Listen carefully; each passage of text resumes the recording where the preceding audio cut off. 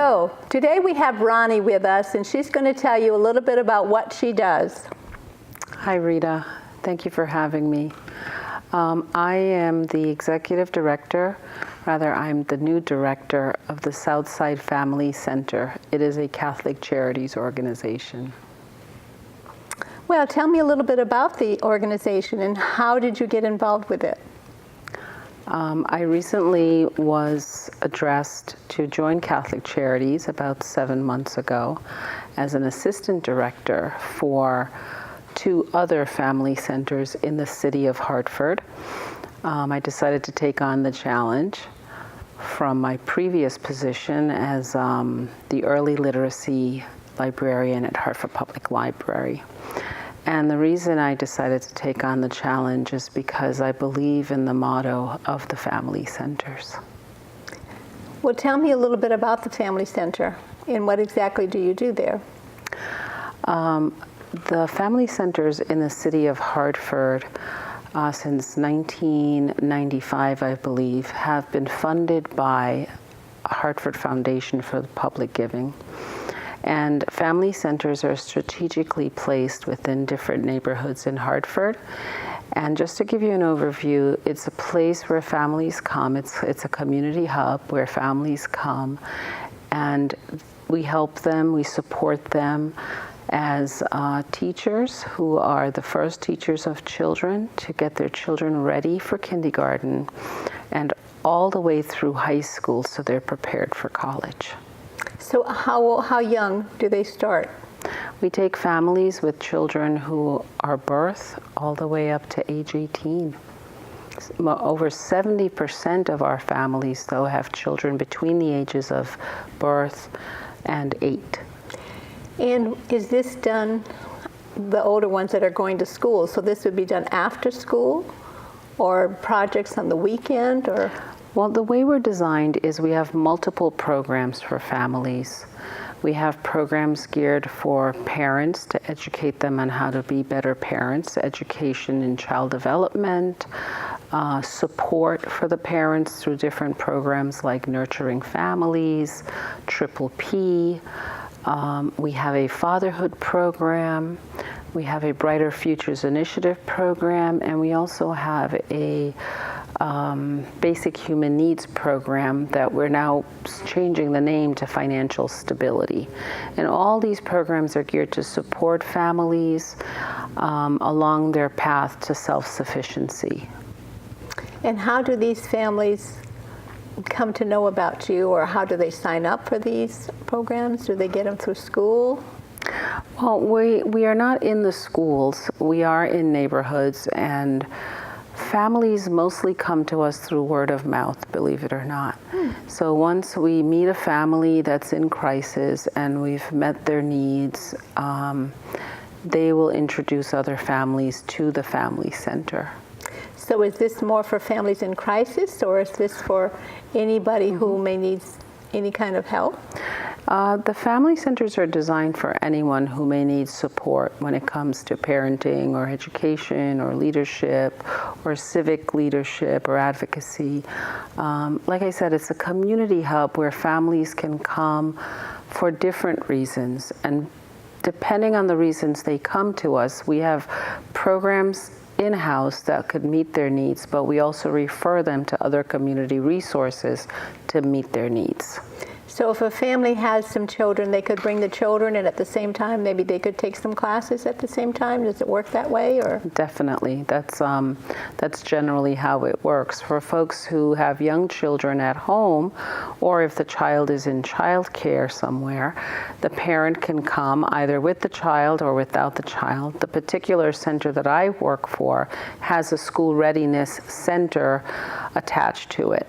So moms can drop their children off and then come to parenting classes at the center. We also have a wonderful program that's called Dinner and a Story, where in the evening, At our center, we do it every other Monday. So in the evening, folks can pick their children up at the School Readiness Center. They can walk across the way, which is just to walk across the driveway, and they can sit down and have a nice family-style dinner and listen to a story, and then do a pre and a post activity to get them connected with their children. And this school that you mentioned, is it a regular school that children go to? Yes, it's a school readiness center. It's for children preschool age, which is 9 to 5 years of age, and like I said, it's a school readiness center. It's so they're getting ready to go to kindergarten, basically. Yes, it's a preschool center. Yes. And how are you funded for these programs? Our largest funder, as I said, is the Hartford Foundation for Public Giving. We have multiple other funders that Catholic Charities reach out to through their development team. We recently had the Graustein Foundation offer us some funding for a particular program which was called Equity in Education. And we also most recently had the Black Giving Circle arm of the Hartford Foundation fund us for a really special project. What is that project? That project was the Black Giving Circle project, and the idea behind that project was to educate African American fathers on the importance of early literacy, to give them the skills that are necessary to advance children when they get to kindergarten, and also the practices. And it was tied to a particular program that we have, which is Dinner and a Story. So once these dads got the training, they were then able to help us facilitate the program Dinner and a Story. So they were the ones reading the story and doing the activities with their own children as well as other children that came into the center. So that is a very special project. We're still running it. I think it goes out till December, and we're hoping that the successes that we've had with this wonderful project will continue at all the other family centers. And how many family centers are there? We have 6 Brighter Future. We have 6 Brighter Future family centers. And that's here in the Hartford area, or? Yes, that's within Hartford.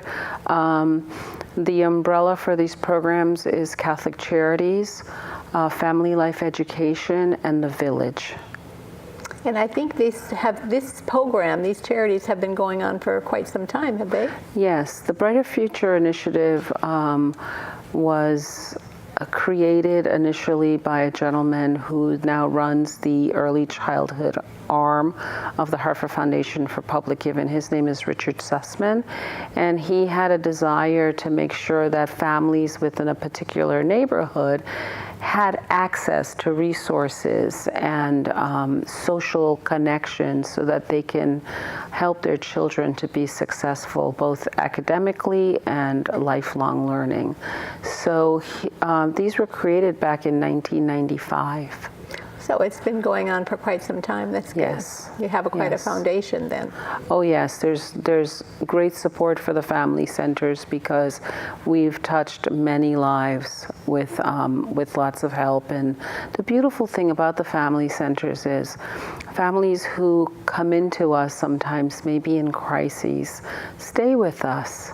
And they continue to then give back to the community, and they continue to bring more families. But the great thing is they make such connections, such trusting and valuable relationships, that they continue to come back and offer support to new families.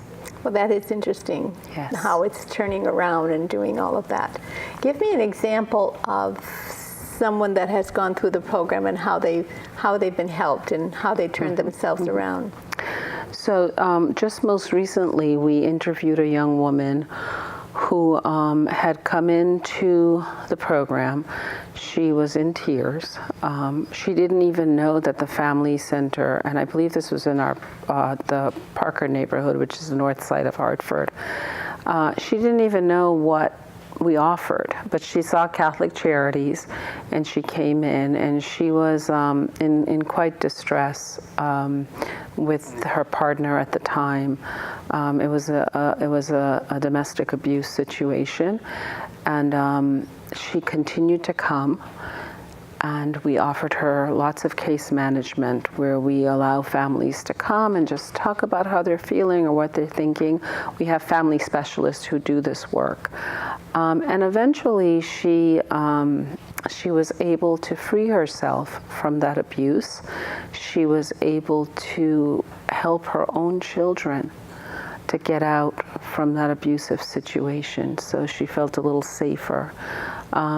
She went on to find work, and then now she has become a parent ambassador. So she gives her time back to the family center by encouraging other women and through telling her story. Wow. Yeah, so she has reached self-sufficiency. She's still in the process of dealing with some of, that trauma, but we're still here for her. And now she's turned it around, and she's made it her lifelong goal to let folks know there is help. If you get out, you can come here. People can help you, and you can get out from a situation that potentially is life-threatening. It seems impossible at the time. So. Yes. She tells her story pretty much in tears. I mean, our most recent newsletter featured her, and I had the opportunity to sit with her, and to listen to her story. It just brought me to tears. But I was happy to know that there are places in our city that folks can come to and feel free to share, and feel free to unload, and feel free to heal. And that was the biggest part of her healing, was coming out and having someone she can talk to. Well, healing is a lot by sharing your story and helping other people. You're also healing yourself. Yeah. So it's a win-win for everyone. Yes. And by hearing someone else and they say, oh, if they did it, then I can do it. Right. And everybody helps each other. Yep. And that's exactly what the Family Center produce. We produce folks who have phenomenal stories that just by sharing their own stories, they will help someone else come along. For the children, do you have events where they learn how to draw, where they do plays and do things like that? Definitely. We have multiple events throughout the year for children. This particular family center that I'm at, which is Southside, we have every month we have Family Day, where folks come out and they participate with their children on different activities, whether it's, reading, talking, playing, singing, writing. So those are the 5 elements of early literacy when it comes to practices that parents can do. So they have the opportunity to do that. They also have the opportunity at these events to learn about the resources within their community that will help to support them and empower them as they educate their children. That is good. It's very good. We enjoy it. So the children that start maybe at a very young age, do they stay with you all the way through high school? Yes, some of them do. Many of them come back and tell us the influence that family centers have had in their life. I remember an example of a young woman who's graduating high school now, and she's come back to the family center with her mom because her mother has multiple siblings, and she talks about how all the skills that her mother learned in leadership, that she has utilized it in her experience in high school and will do so now when her experience is at college. And so children stay with us for many years. Do you also take excursions, trips, or anything with the children, or is it all done at the center? Well, we do. At Southside, we have our School Readiness Center, and we're currently getting ready to go to Brown's Harvest. So we incorporate the field trip that the preschool children are going to with children who may not be in preschool, but they're family center members, so they have the opportunity to have a nice new learning experience where they normally would not have had. How did you get involved with the Catholic Charities? What made you decide to go from a profit world to a nonprofit world? Oh, that's a very good question. I was in a profit world for a long time, very long time, and I realized that, and I enjoyed it. It's just I realized that it was a lot about numbers and not as personal as I would want it to be. So when I was offered the position to come on board at Catholic Charities, I thought to myself that this would be a good time for me to explore my passion, which is helping others. Because I had folks help me as I grew up, and I have a deep desire to see other people helped so that they can move forward, and like I say, into self-sufficiency. So the Catholic Charities mission and vision matched my own quite a bit.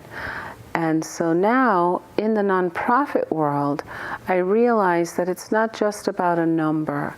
It's really about social services, and it's really about being the voice for folks who would have never had a voice, meeting a need where a need would have not been met for families in Hartford.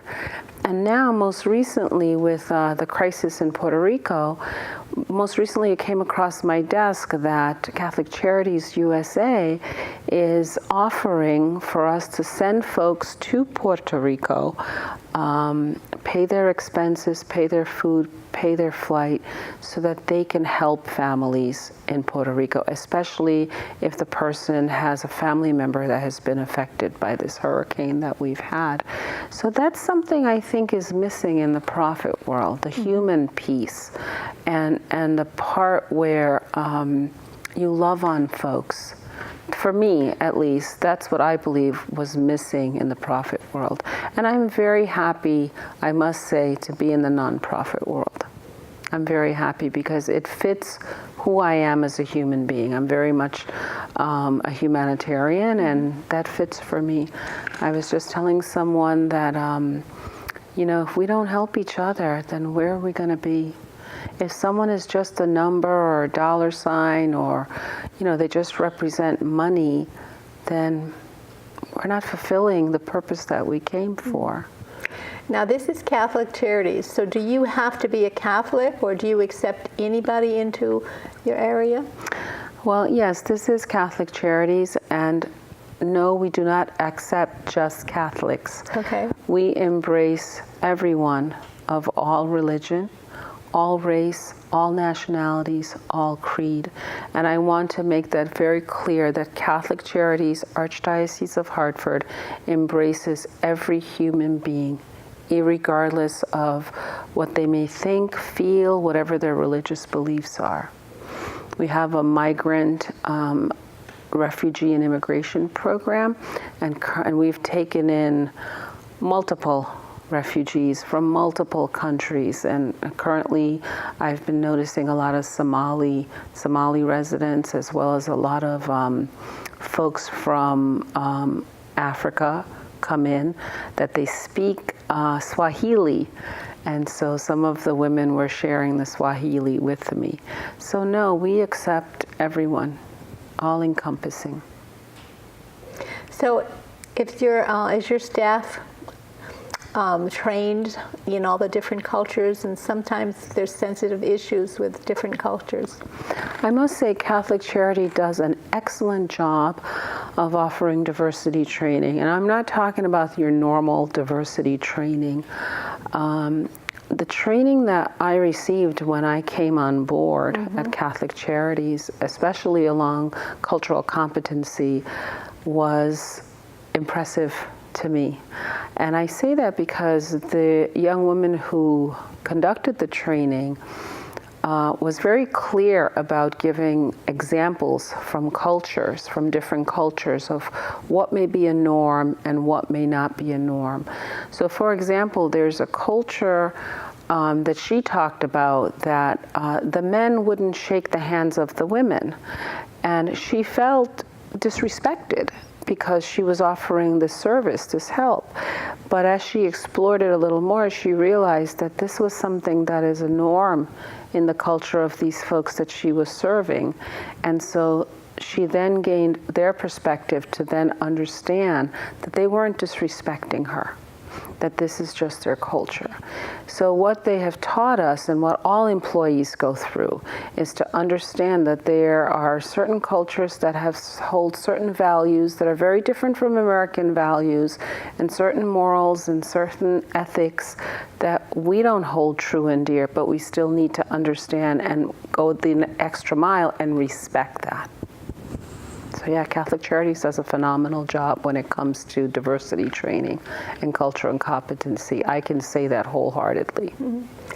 How large is your staff, and do they all speak different languages to help these people, or? Mm-hmm. We have staff, let's see, I have 11 staff members, and then across the road we have the school readiness staff as well. We have a very diverse population. We have African Americans, we have Hispanic and Spanish speaking individuals. We have folks from Poland that work for us. But to answer your question, we have families that work for us that represent the families that are coming in. So what I mean by that is we have a lot of families that have come in recently that speak Swahili, for example. So what has happened is prior families that have come in that speak Swahili, one of those young women is now on board as staff. So we also utilize her as a translator. So that works out wonderful. Instead of having someone sitting there with someone they don't know translating, they've built trusting relationships with folks in the community that we use as translators. Now, do most of these people at least speak some English that come there? They do. They do. And we have ESL classes that we offer through Migration and Refugee. And so yes, they are learning English. And that's the goal. They embrace it. They want to learn English, they're excited, but at the same time, we encourage them to retain their own culture and their own language because, the brain for young children, we encourage parents, speak to your child in your own language first. Read to your child in your own language first, because from birth to 3 is when the brain can pick up any language. So some families are afraid, they're not going to learn English, and we say no, they will learn the English right along with whatever language it is that you use as your home language. So do you accept all different types of families, or? Yes, we do. We have families that you would call your traditional family, with a mom and a dad and a couple of children. We have families that are just single mother families. We have families that are just single father families. We have families that are the grandparents might be raising the children, or we might even have families where there's a guardian that is that has the right over the child.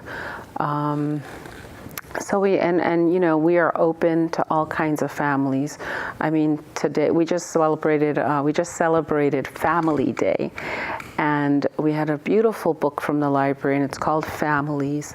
And in this book, it explored all types of families.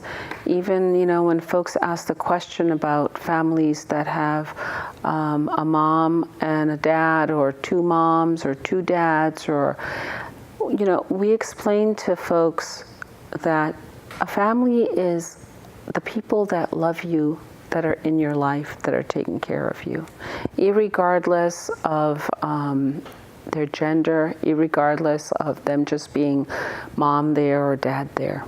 How do you explain these unusual families to the children?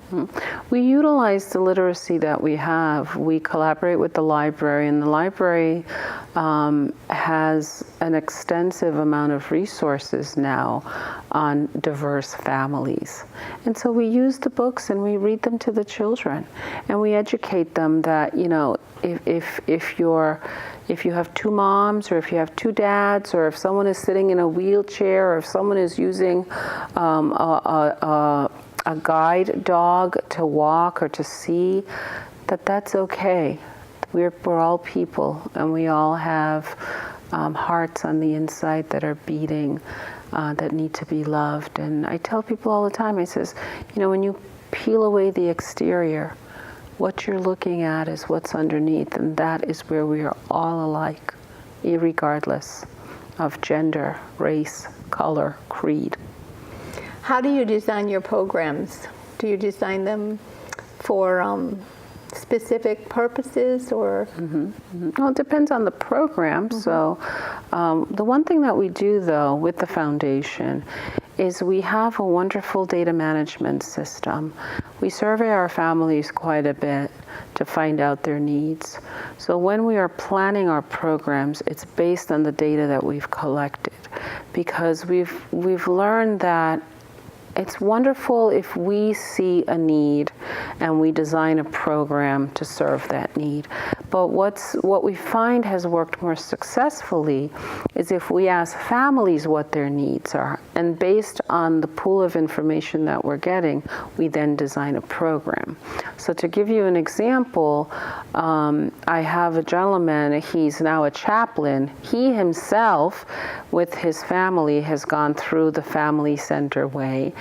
And now he wants to give back. And what he wants to give back to is sessions where parents can come in, single moms, single dads, even staff members can come in and receive healing therapy, education around how to heal the trauma. And he did the research. There are large percentages of our family have suffered trauma. And so we have developed the program based on the needs that we see our families have a need for. And so we have a calendar that we send out on a monthly basis of all the programs that we offer.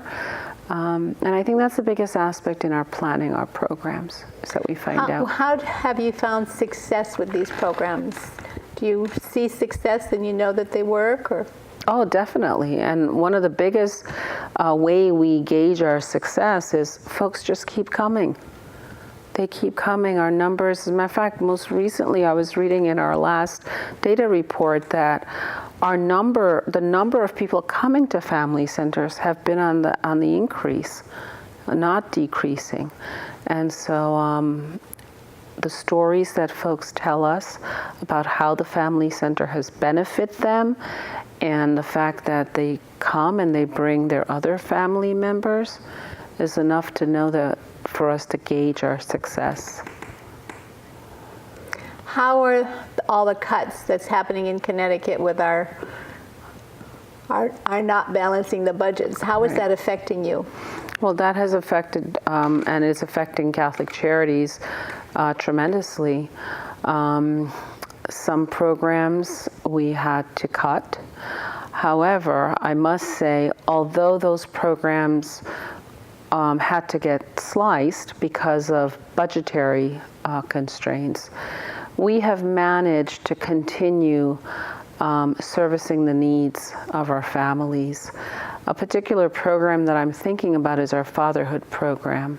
Although I believe it was October, although the funding for that particular program has been cut, we still meet with fathers for 8 sessions to give them the tools necessary. And yes, that does put a burden sometimes on our staff, but the folks that I work with as a team, they truly have a passion to see families thrive and become successful. So yeah, I mean, the budget constraints is affecting everybody, but we try our very best to make wise decisions on whether we're going to cut programming or staff, or do we need to decrease, or might we tighten up somewhere else. How do you decide which programs to cut? That's an interesting question. Since I've been at Catholic Charities, we really have not cut completely any program. Now, depending on the grant period of particular programs, they end. They don't get cut. But if we see a need, for example, I'll share with you a program that we run. At Asylum Hill, we run a Cooking Matters program, and it's coming to Southside. Now, we don't have funding from a particular grantor, but we do have our Brighter Future Initiative funding, and we continue the Cooking Matters, but not at the scale and the capacity that we would have done had we had more funding to retain that program. So since I've been there, we haven't actually completely cut out any program, and I'm very happy about that.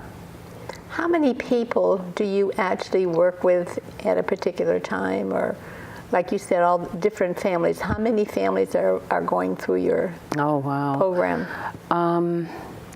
So currently we have 40, now if I was to add it up, I would say approximately 200 to 250 families are engaged in our programming. That's quite a bit. Yes, because remember, we have nurturing families, fatherhood, Triple P, Brighter Future Initiative, Basic Human Needs, Home Links, and the School Readiness Program housed under the Southside Family Center. What is Triple P? Triple P is a positive parenting program through the Office of Early Childhood. And what it does is it offers parents a systematic way of handling different challenging behaviors. It's an in-home visiting program. So they actually send someone to the home? Yes. To see how the children are doing at home, or? Yes, both Triple P and Nurturing Families are home visit programs. So we have specialists and parent support staff that will go out to the home and share education around child development and parenting, and bring activities to do with families, all to get them to a place where they feel comfortable being the first teachers to their children. Is that a one-time visit or a specific no, that's amount of time? consistent. Different programs have different criteria, so it is consistent. Some programs will follow children from prenatal to 5 years of age, and other programs will stay with families as long as families need them to stay with them. Is that a once-a-week type meeting, or? Yes, most of our home visitors are going out once a week to meet with families, yes. Can you share a little bit more about some of the other programs that you do? So we have the Brighter Future Initiative, and what that program does is folks come in, we do an intake, we find out where their needs might be, and we offer case management. We have a financial stability program where folks come in and do an intake, and if they have a need to pay a utility bill, or to pay rent, or to pay a gas bill, or even if their car has broke down and that's inhibiting them from finding work, we'll try to work with different folks in the community to get their car fixed. And then we offer them financial stability training, where we teach them how to balance their checkbook, how to see what money is coming in and how that money is being expenditure. And then we have our Home Links program, which is designed especially for home child care providers, where we offer education and we offer support to get folks licensed to become licensed home daycare providers in the city. Now, we are a technology age in this country, in the world. Do you teach that to any of the children as well? Well, what we have is a computer lab on the upper floor, and that's open to families. And over in our school readiness centers, children have access to computers. We don't per se teach computers to children, but we offer digital access to all our families. Tell me a little bit more about how you train your staff. Our staff gets extensive training. We have staff development. I most recently began here at Southside a couple weeks back, But when I was at the other family centers, we have a series called Lunch and Learn. So we utilize the Lunch and Learn series to train on any topic that we feel is necessary that our staff needs improvement. And once again, we use data based on staff surveys to see what staff is interested in learning, how staff is feeling, to gauge the temperature of where a staff person is, and then develop the professional development around that. We do that in-house. We also send folks out to get training. For example, most recently, I have a family specialist who's going to get the PEP training through UConn. There's Cooking Matters training that I'd like some of our family specialists to do.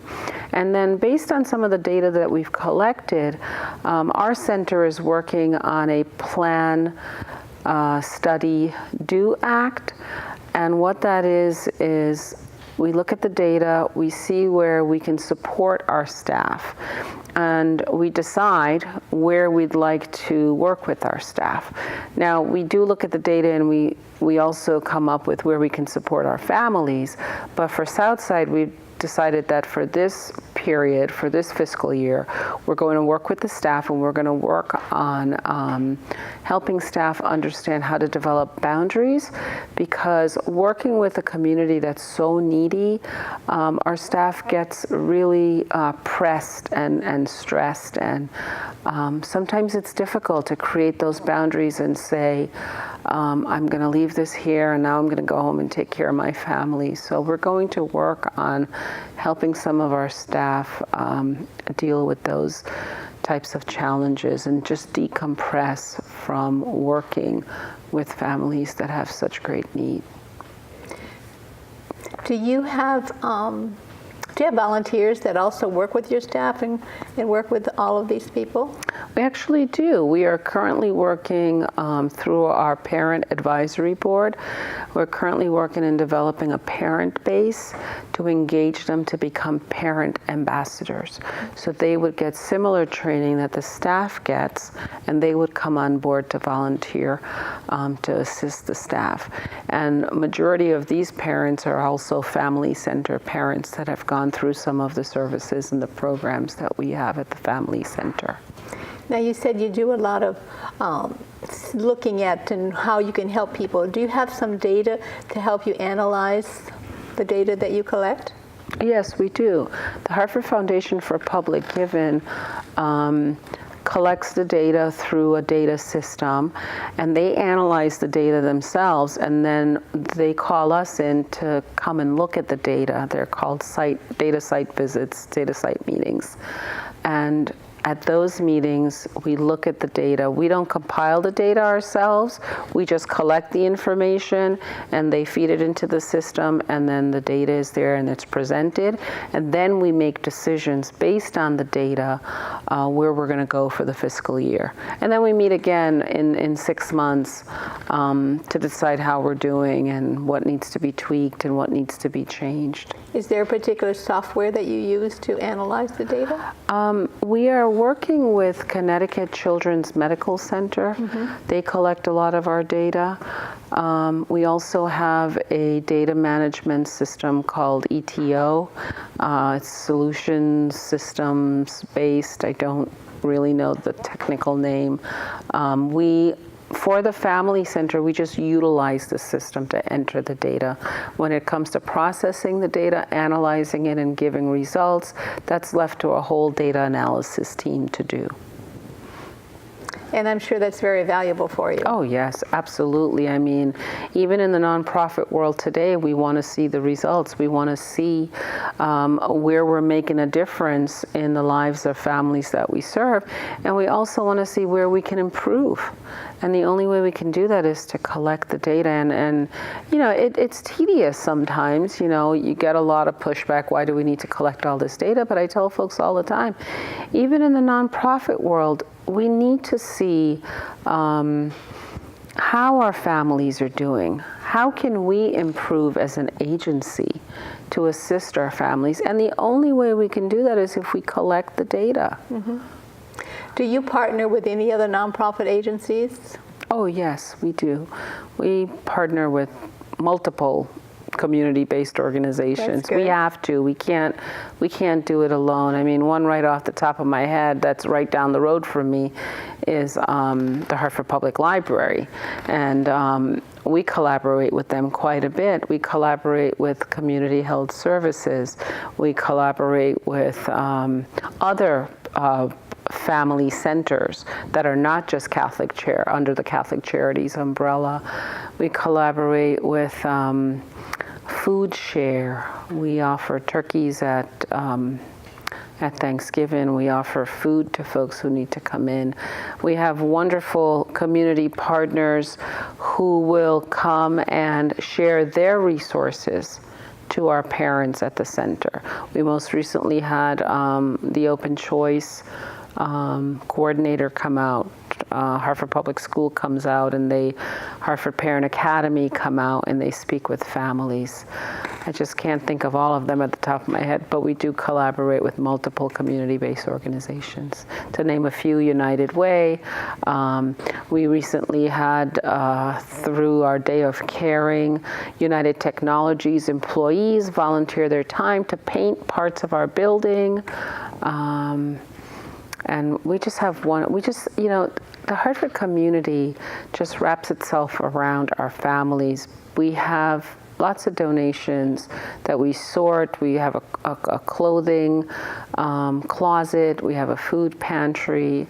So we do collaborate with a lot of different agencies to assist our families. Do you ever have a cultural day where people come in and show their culture, maybe dress or food? Yes, you do. That happens through MRIS. But most recently, we had what was called a wellness fair. We found out there were a lot of folks in our neighborhood that wanted to understand more about nutrition. So we put together a wellness fair that happened in August, and that was for Southside Family Center. What is MRS? MRIS is the Migration, Refugee, Immigration Services. And that's separate department? Separate department. Catholic Charities umbrella, but a separate department. Not a separate department, a separate arm of Catholic Charities. And that's Migration, Refugee, and Immigration Services has been around for a very, very, very long time. And they're housed upstairs. We're housed on the bottom floor. Well, they call it the main floor, but it's 3 floors, and so we're housed on the main floor, and they're upstairs. Can you tell us more about some of the other organizations that you work with?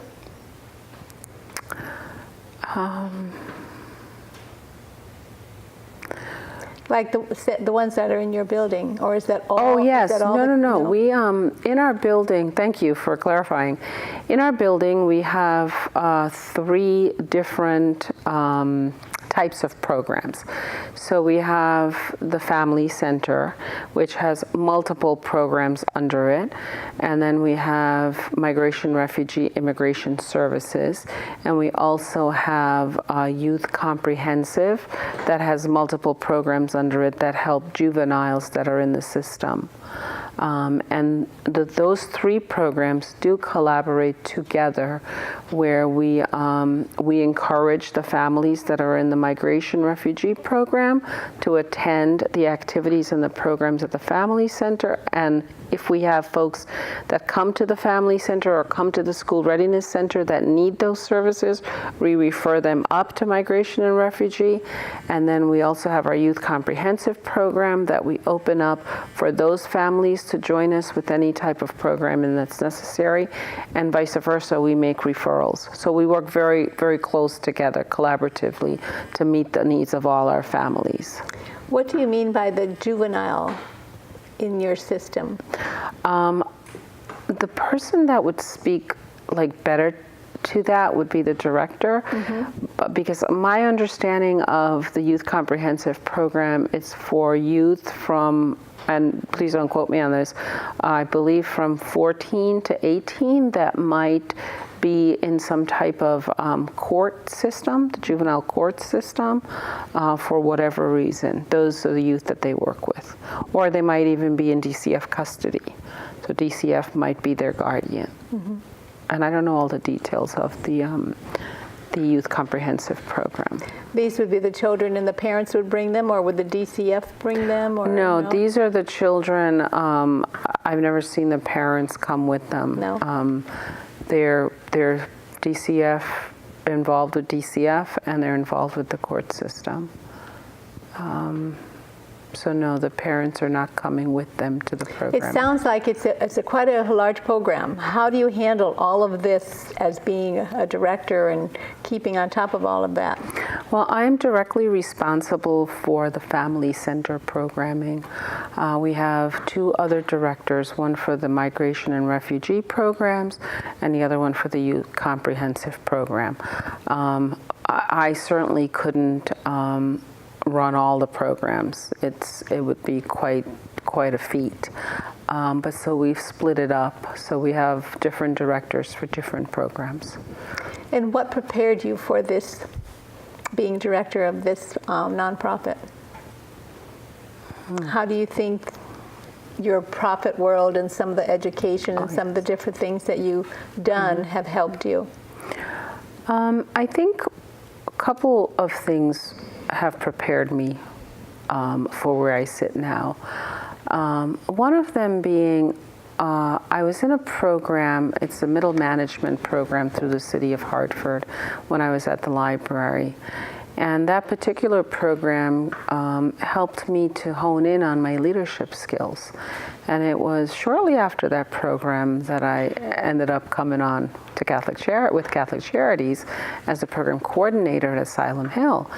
And so another thing I think that prepared me was just my academic education.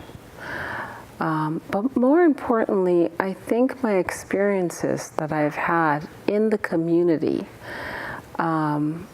talking with folks and finding out what their needs are and finding out the pulse of the community, especially in Hartford,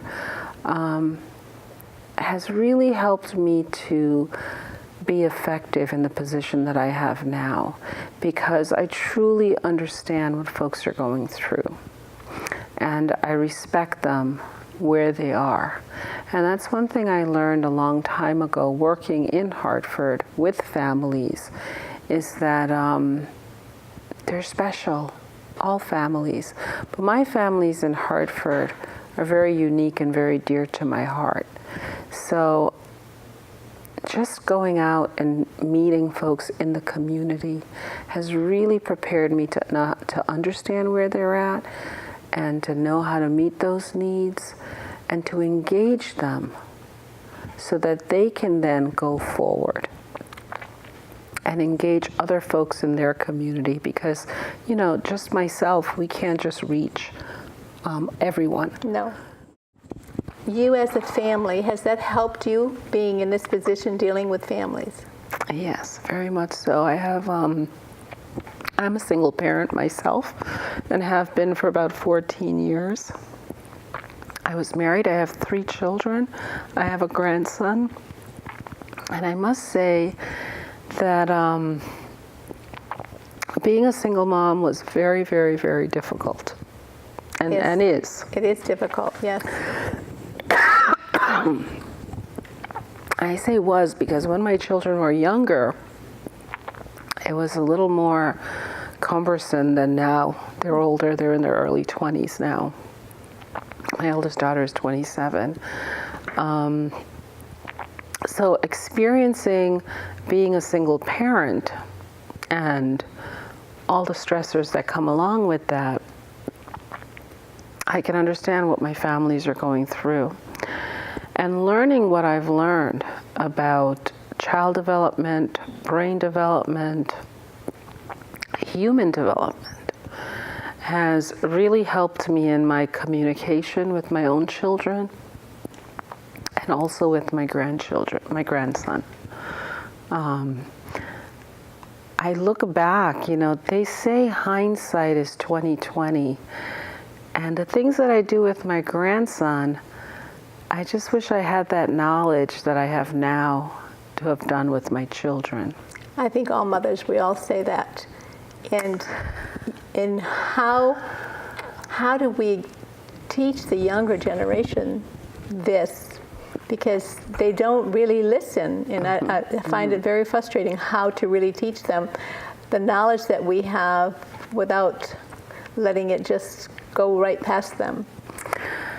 You know, Rita, I heard a while back, I don't know who coined it or who said it, but it's something that I held dear.